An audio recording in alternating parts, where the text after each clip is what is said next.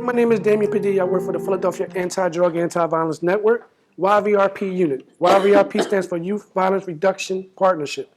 What we do at YVRP, we deal with youth from the age of 14 to 24 who are at risk of killing someone or being killed, which means you already know which the people that we deal with. We ain't dealing with the people who's on probation just because they a DUI, or they're on probation because they smack their baby mom upside the head or whatever. We're dealing with hardcore criminals, guys who walk around with guns, guys who shoot at people, and guys who get shot at every single day. What I'm gonna share with you guys, again, like she said, I'm gonna show you something that I went through when it came to gun violence. I am standing here through the grace of God. I was shot 6 times for $1.50. I was shot 6 times for $1.50.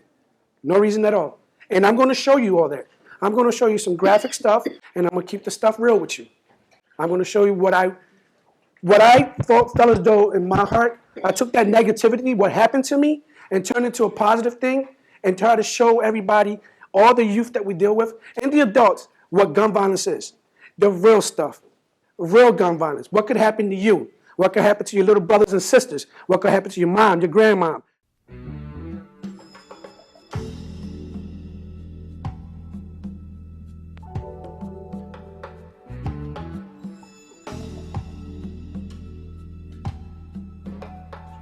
And my presentation is all about reality.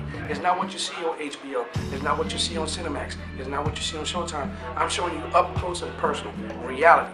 Because this is how I took my tragedy that occurred to me and I turned it into a positive thing. And this is why I'm so comfortable to show what I'm going to show to them and prepare them for something that once they leave this presentation, I made the impact where they could go home, look at their siblings, look at their parents, and realize that this could happen to anybody in their family and maybe them at any given time. Again, I'm going to show you everything that happened to me. I'm going to show you the actual footage when the guy comes in and shoots me.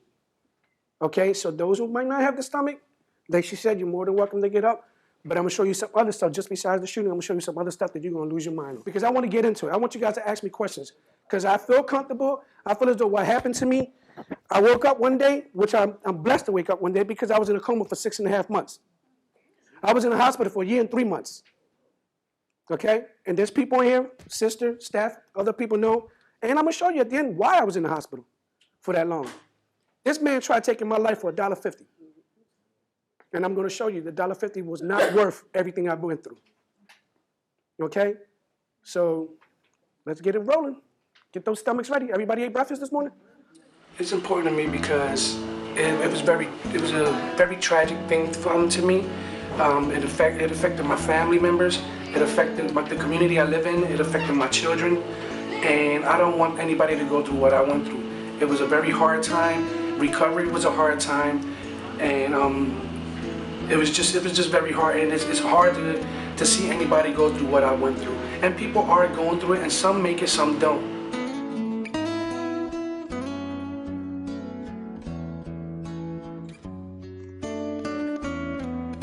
No. The situation was that it was last call. You know, at a bar, at 1:45 is last call. You can't get no more. Well, his sister wanted another drink. My bartender said no. She said, yeah. So they start going at it.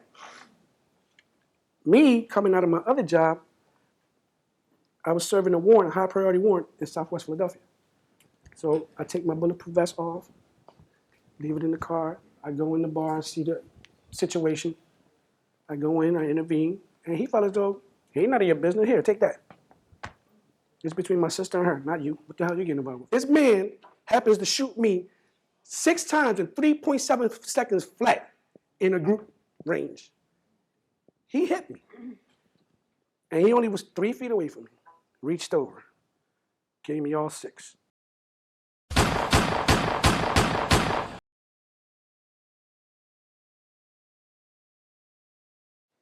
And as he's walking away, he didn't care. $1.50. I'm going to tell you what that $1.50 was. A can of Coors Light. Can of Coors Light. Was he drunk? Nope. He wasn't drunk. He wasn't under the influence.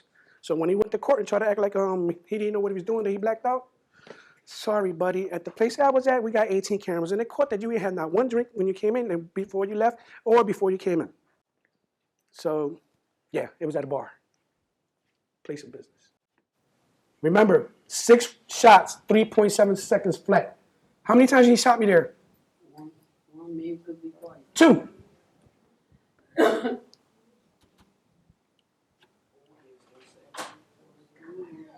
Four.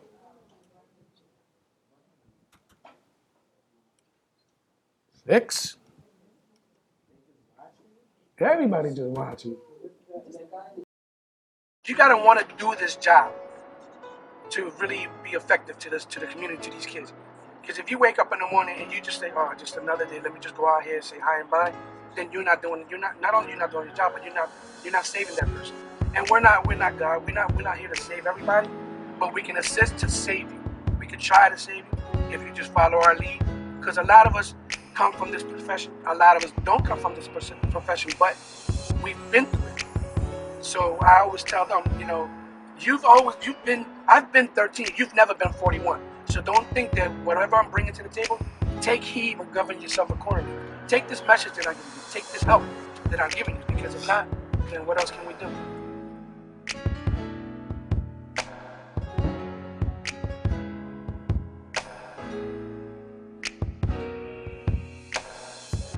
It's hard because I lost my left lung. I lost a portion of my stomach.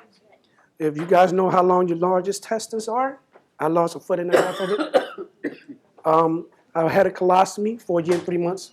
For those who know what a colostomy is, you know what I went through. I had 2 of the bullets fractured my shoulder, so I had to go through a lot of therapy. Then I had to learn how to walk. Because I was in the hospital for so long, I lost my ability to walk. So I had to go to rehab, learn how to walk. Bullets travel all over your body. Don't think about HBO, Cinemax, Showtime, BET, whatever show you look at TV that you see somebody get hit and they drop and it comes out the back. No, it don't. Because the one bullet that hit me here came out the back, but I'm talking about the backside. It traveled all the way through and came out the backside. There's another bullet, and I'm going to show you, that hit me here. And ladies, I'm going to show you the pictures. I'm sorry, I'm not disrespecting, but I'm going to show you where that came from and where they came out of. I have another one that came out of my toe. So these bullets travel. I had to breathe through here and here the very same night. You see how big I am? I was 173 pounds that night I got shot. The first day out of the operation room, I was 300 pounds. 300 pounds. The body anatomy goes into shock when you get hit with this bullet. The bullet just does so much to you, your body's gone. I developed diabetes.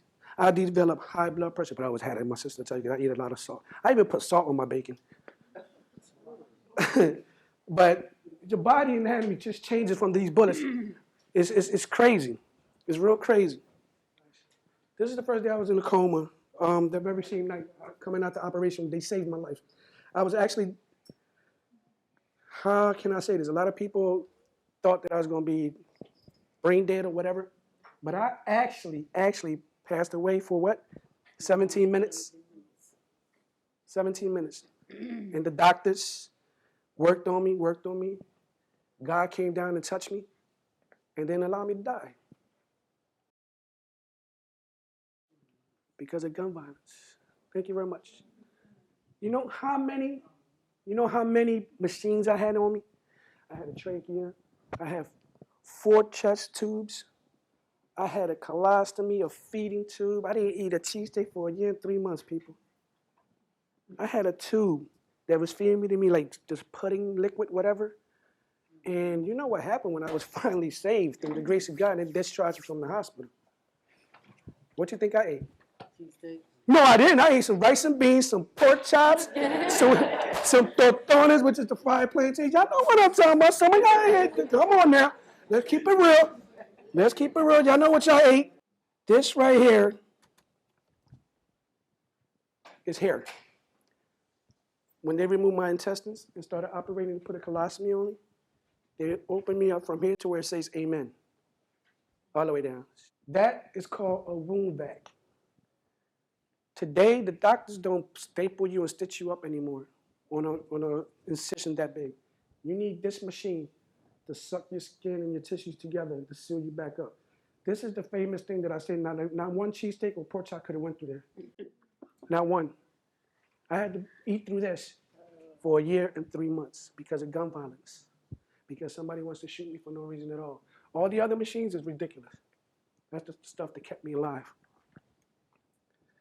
But this is the worst part of all. This is how it looks without the wound vac. Open your eyes, ladies. Sir, look, because this is gun violence. Okay? Guess when that happened? That happened while I was in a coma. I was fighting to come out the coma. The doctors won't let me. They kept inducing me into this coma because if I would have came out of this coma, I probably would have died because I was that injured. But this is gun violence, people.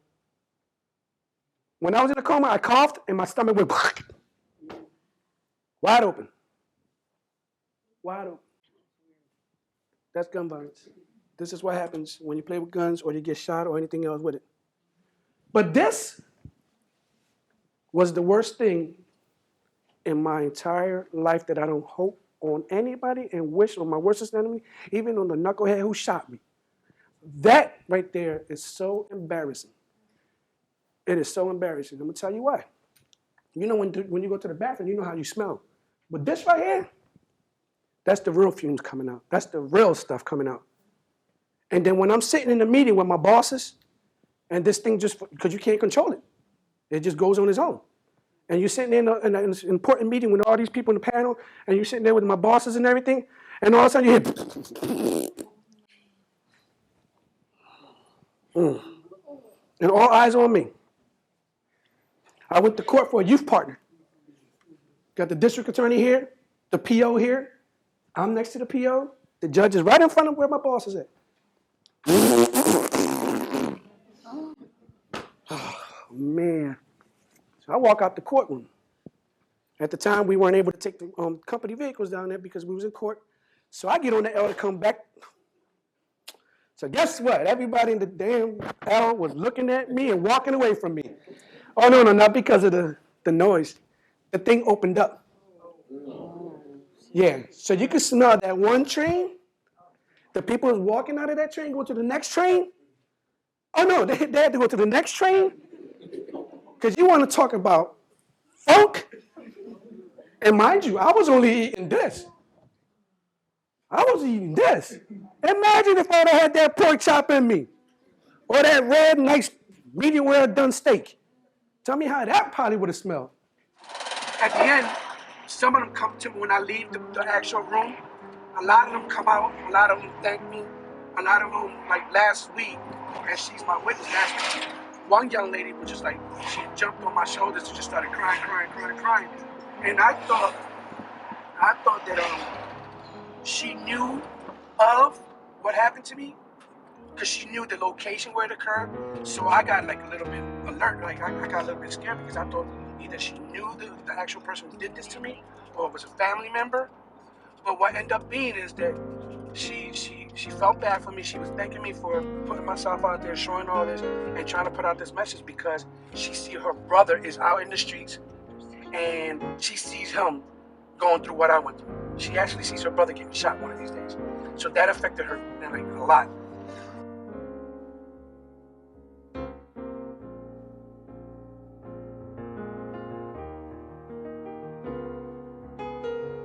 If we keep having gun violence, there's no really way for us to progress. And everybody's always talking about how they want they want the city to be better, but you can't make it better unless you work to do things like that, like take away the gun violence. He said, everybody get down on the ground.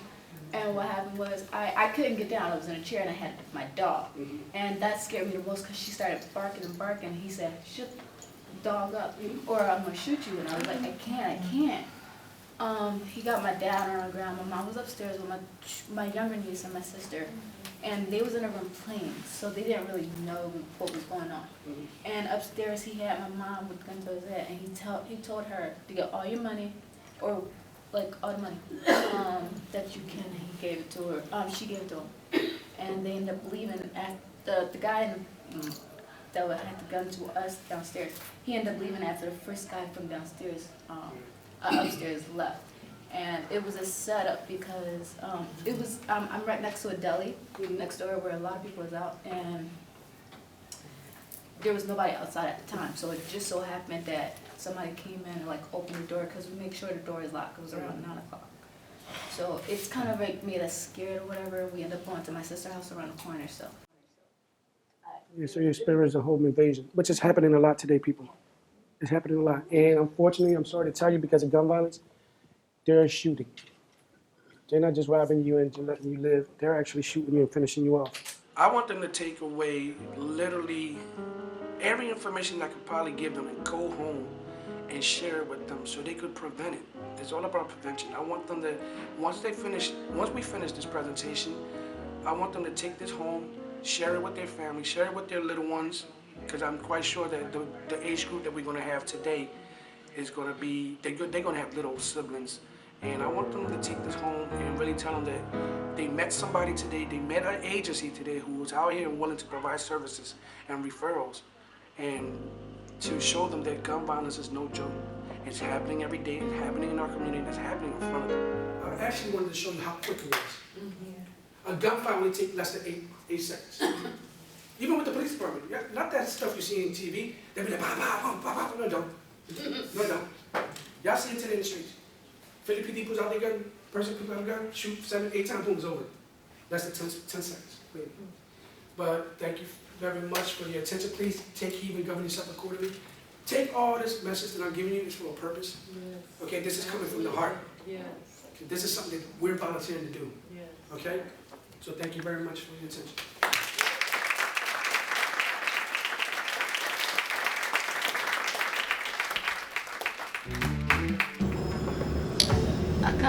I thought that I couldn't really believe that all that had happened, because he was all healthy and he looked fine and he didn't look like anything was even wrong or that happened to him. So I was kind of surprised that the story was about him, because he didn't even look like any of that happened. So the recovery really was like amazing.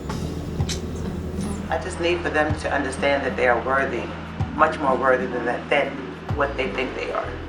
Because like in the presentation, like he talked about how like when they show it on TV, like when you get shot with a gun, it just goes right out of you.